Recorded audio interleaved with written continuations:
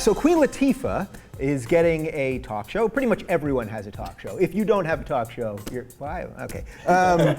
So Queen Latifah is getting a talk show, and she has already announced that she is not going to talk about her personal life and her sexuality, which is kind of curious considering that's what most talk show hosts do. This is very similar to when Anderson Cooper got his talk show, it was about a year and a half ago, and wasn't going to talk about his personal life, eventually came out. Now, first off, I know nothing private. I am not privy to any secret lesbian information, so I am not announcing here that Queen Latifah is a lesbian, but it seems to be standard knowledge that Queen Latifah is a lesbian, which makes no difference to me. I think it would be great if she came out.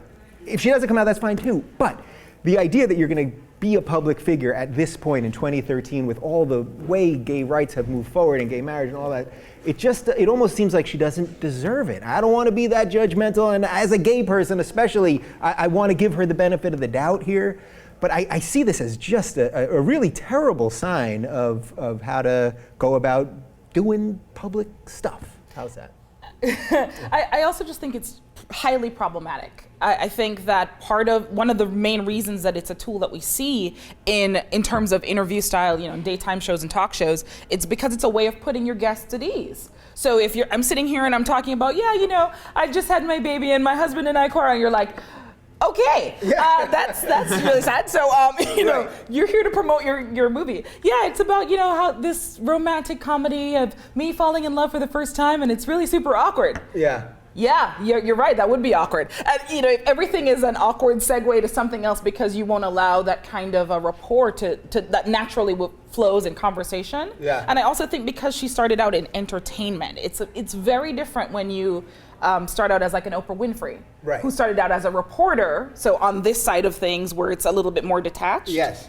But you're starting out as an entertainer, and I think that's part of the draw and the comfortability. And if you that they should know you. They should know you and feel like they can talk to you, and you can, talk to them. Well, that's the whole point of giving a person a talk show. Like, it's not like Queen Latifah is sitting there going, well, I'm a singer, so I don't talk about my personal life. I sing. I'm an actress. I act. I don't talk.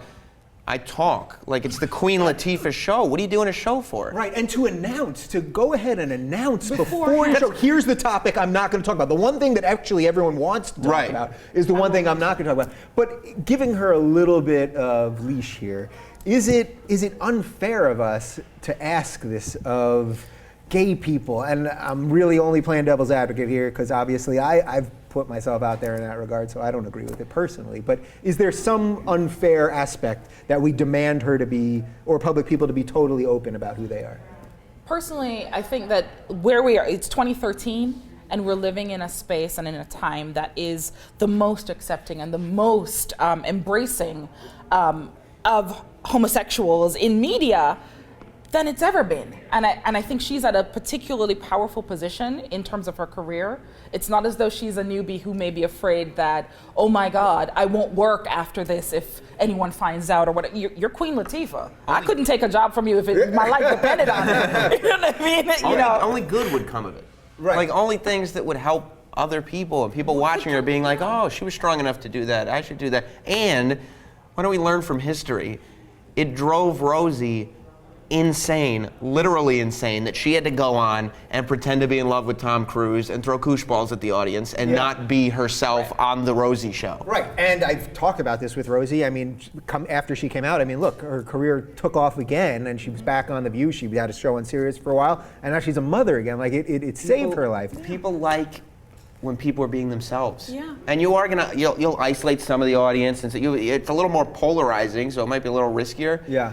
But people like it when people are themselves. I don't even know if it would be polarizing. You look at someone like Ellen DeGeneres and I'm like, not. how is it polarizing? She's a cover girl, as is Queen Latifah. Right, isn't actually Queen Latifah, again, if she is a lesbian, so stupid, but if she's a lesbian, isn't she the one that's actually causing the polarization now? Because nobody cares. Not only does nobody care, but I know this from talking about this stuff all the time. I can't wait till the day comes that I never have to talk about another gay rights issue, when everything is completely equal and everyone's out or not, or who they are, and that's it. And we never have to discuss it again. It's exhausting for me. I'm sure as straight people it must be exhausting for you guys. Queen Latifah coming out would be that classic case of somebody coming out and being like, this is my announcement, and everybody going, we know. Yeah. We knew. Like, Right. yeah, obviously. Right. She You know, didn't and have it's to not, give- we still think the same. You're still Nothing's Queen changed. Latifah. You're still Queen Latifah. And it's also problematic, I think, from the perspective of you want people to invite you into their homes every day.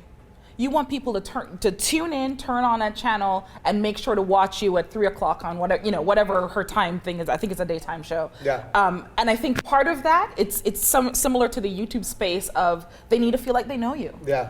Yeah. And the fact that you went ahead and announced preemptively, I'm not going to allow you to get to know me. Right, you made a preemptive strike. That's the weird part. All right, so final thought on this, because we all are in the world of talking and entertaining and all that kind of stuff.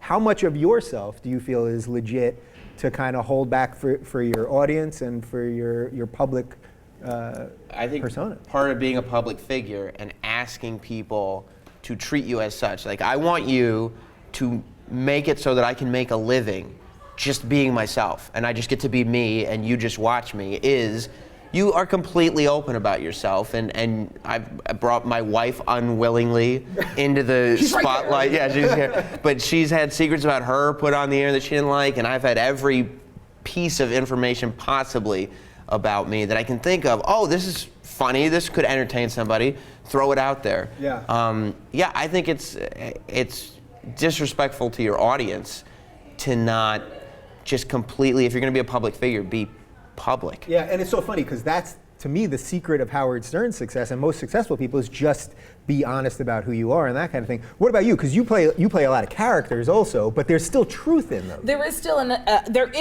essence of truth. I mean, my channel is a lot more outrageous than I'm being right now, but that's an aspect of my personality. I do say crazy still sometimes and talk like, just because it's comic relief and I'm a silly person, but I can have an intellectual conversation as well, and there are aspects of my channel that show that. I do think, just playing a little bit of devil's advocate, that whether or not you're a public figure, you do want some amount of personal space. But as a public figure, that personal space is smaller. Yeah. You are saying, I'm not going to expect the same level, say not telephoto lenses through your blinds into your bedroom. Right. But, so there's still a certain amount of, okay, I know when I'm out and about, people may come up and say, I want a picture, or I want that, that's a part of that part and parcel. But there is still a sense of, if you want me to feel like I can relate to you, there has to be communication happening. There has to be a sense of, I can share that, if I can come on your show and talk about these things, it's because you made that a safe space. And part of that is that you've made that topic or whatever it is open and safe, and I can just be myself and share that with you, and you have to do the same. So I think there's a responsibility there.